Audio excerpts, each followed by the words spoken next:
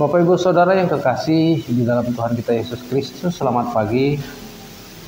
Shalom, salam sejahtera bagi kita semua.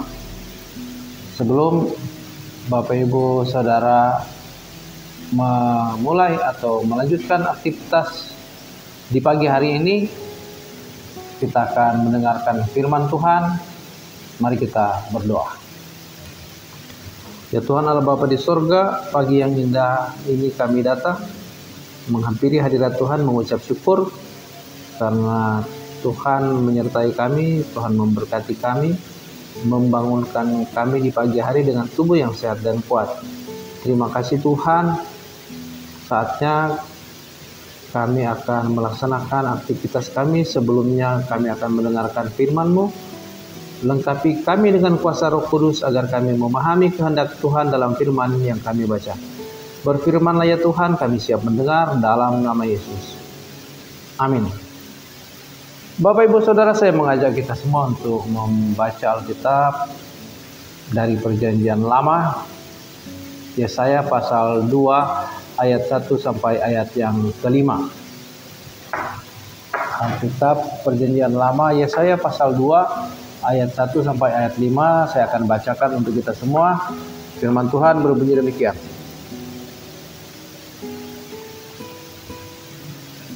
Sion sebagai pusat kerajaan damai.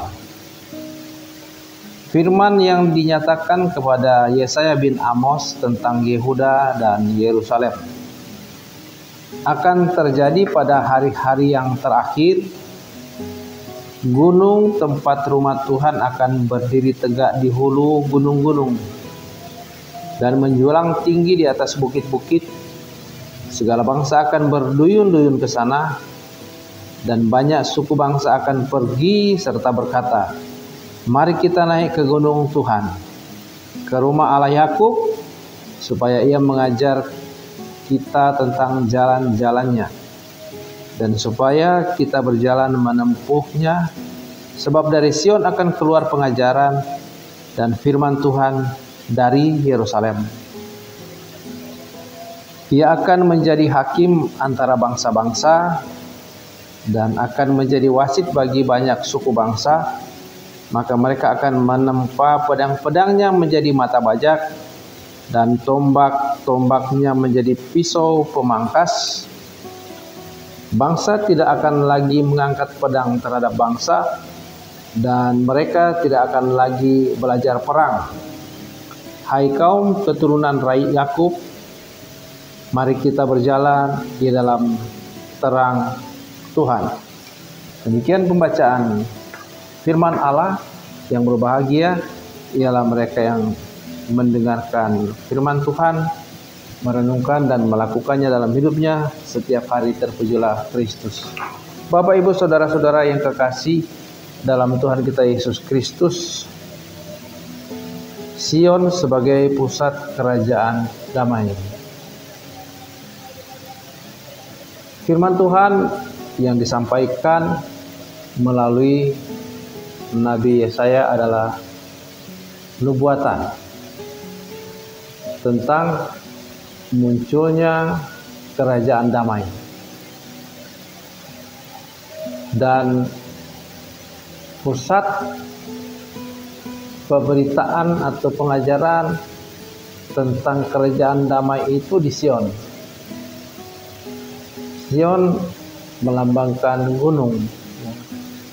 Gunung Sion salah satu tempat yang digambarkan dalam Alkitab, dan itu sebetulnya berbicara tentang pusat kerajaan damai, yaitu tentang Yerusalem. Kita ingat bahwa sebelum Yesus naik ke sorga, Dia berkata kepada murid-muridnya,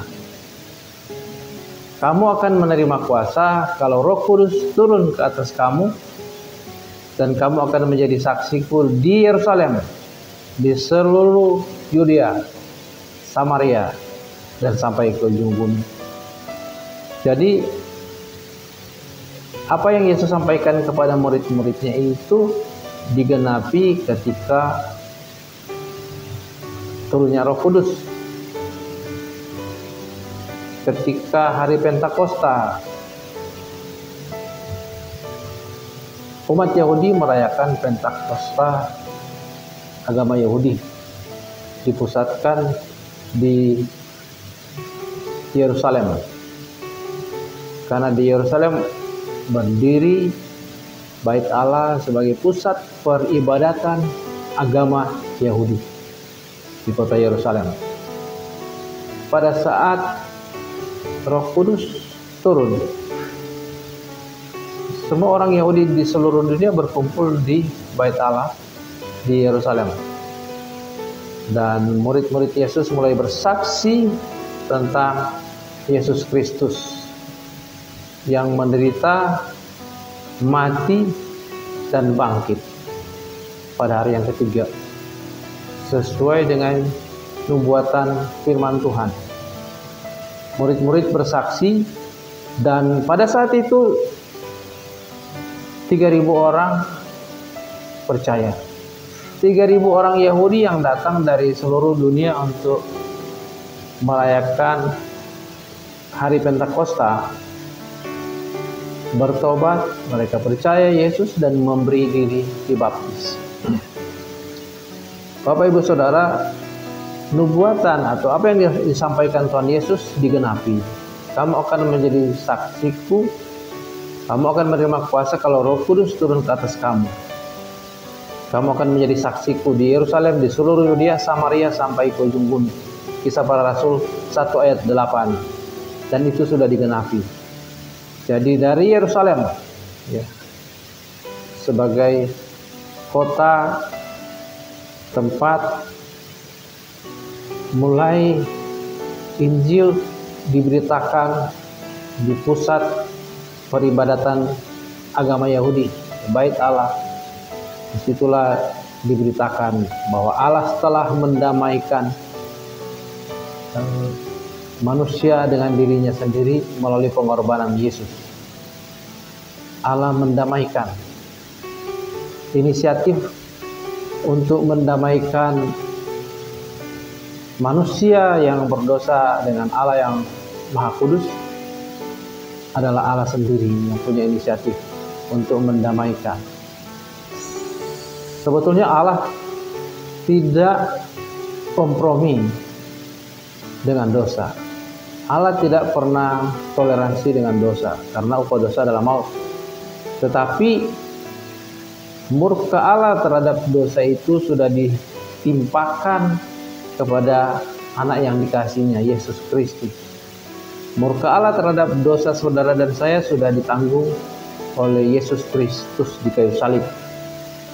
Dan itulah yang diberitakan oleh murid-murid Yesus yang kemudian disebut rasul di Yerusalem.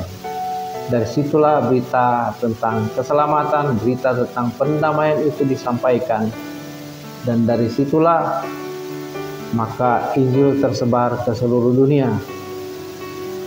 Injil yang memberitakan bahwa Allah sudah mendamaikan dunia dengan dirinya sendiri melalui pengorbanan Yesus. Marilah kita sebagai orang-orang yang percaya, kita bersyukur karena kita sudah didamaikan. Sudah didamaikan dengan Allah melalui pengorbanan Yesus di kayu salib.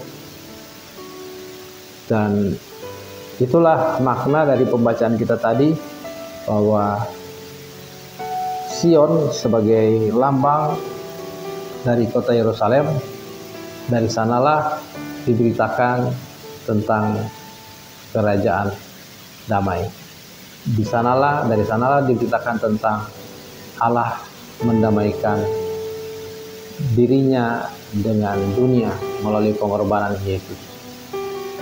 Marilah kita berjalan sesuai dengan berita Injil yang sudah disampaikan, yang sudah sampai kepada kita semua. Kita bersyukur kita sudah didamaikan sehingga kita beroleh jalan untuk kehidupan yang kekal, kita beroleh jalan untuk keselamatan melalui Tuhan kita Yesus Kristus.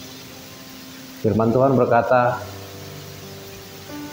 bahwa dialah Raja Damai itu. Tuhan memberkati kita semua. Amin. Mari kita berdoa. Kami datang lagi menghadap hadirat Tuhan mengucap syukur karena pagi ini Tuhan sudah melawat kami, umat-Mu. Tuhan sudah menyapa kami lewat pembacaan dan pemberitaan firman Tuhan. Tuhan tanamkan firman-Mu dalam hati kami. Dan kami bersyukur karena Allah sudah berinisiatif untuk mendamaikan diri sendiri dengan manusia yang berdosa melalui pengorbanan Putra Tunggalnya Yesus Kristus di kayu salib. Terima kasih Tuhan, kami sudah ditebus, kami sudah diselamatkan melalui pengorbanan Yesus. Tuhan, kami akan memulai atau melanjutkan kerjaan kami di hari ini. Sertai kami, berkati kami, agar semua yang kami lakukan berhasil. Inilah doa syukur kami, terpujilah nama-Mu dalam nama Yesus. Amin.